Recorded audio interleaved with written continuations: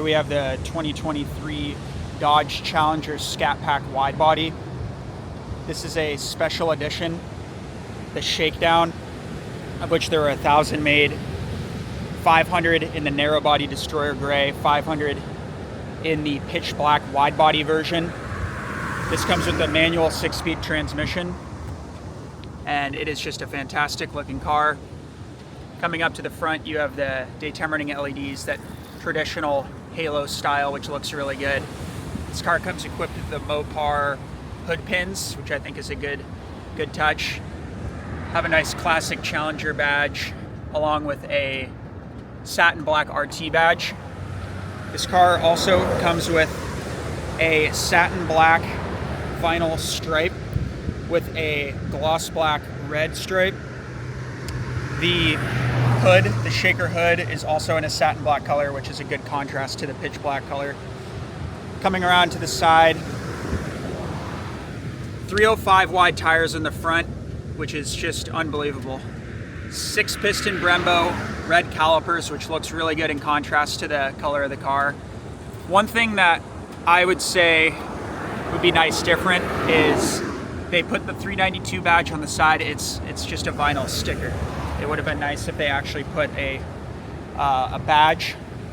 Aside from that, coming down the side of the car, it's just a traditional style of Challenger. It looks really good, especially with the wide body fender flares, which adds a lot of width to the vehicle. This angle right here looks really good. You can just get a true understanding of how wide the car is. The rear end of this car looks really good.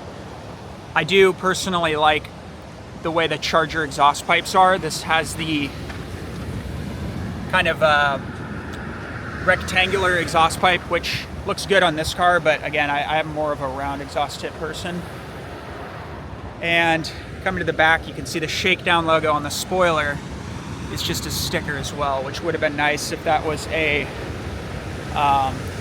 badge. But aside from that, the car looks really good. Go ahead and select the drive mode button, and you have track, sport, custom, and auto. For the majority of the driving around town, usually just leave it in the auto position.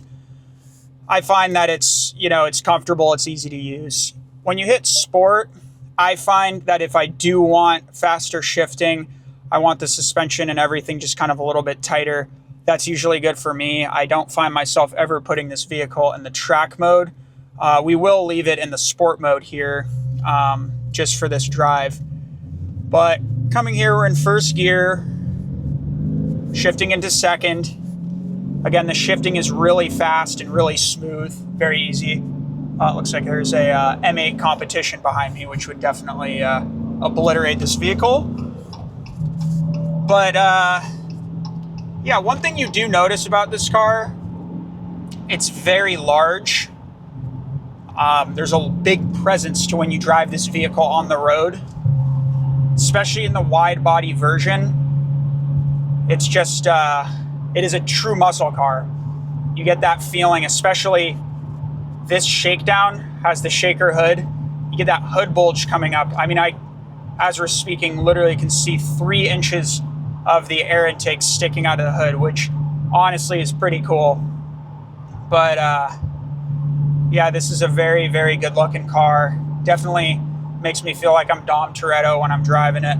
And yeah, it's a great car. What a shame that they are switching up and going to all electric and smaller displacement. But hey, this car, it's here. It's got the 6.4 liter V8 with the 485 horsepower, 475 foot-pound-feet of torque. I like the Scat Pack because it's usable power. Driven a Hellcat Red Eye, Hellcat Jailbreak. I have a manual supercharged C7 Corvette with a Magnuson 2650. Those cars are all great, don't get me wrong, but around town you can't use the power. It's just too much power. This thing with 485 horsepower, it's plenty. When you want it, power's there. When you get it onto the freeway, if you want to accelerate from 60 upwards, it's definitely a heavy car, and it doesn't accelerate that fast on the freeway. But first gear, second gear, third gear, the torque it's very, very fun to drive around town. So that's what I appreciate about this car. I'm going to go ahead and downshift. That's 4th gear, 3rd gear. We'll go ahead and give it some juice.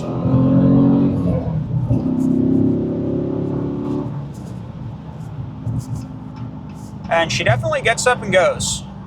I got to admit that the car is fast, but it's definitely not something to write home about in regards to high-speed acceleration, just because, again, the weight, it's a very big, bulky, heavy car, but that's not necessarily what you buy this car for. You're not going to get a Scat Pack and expect it to be the fastest car on the road. But you have the power, you got the sound, the exhaust note is great. There's just so many variables about this car that I think are awesome.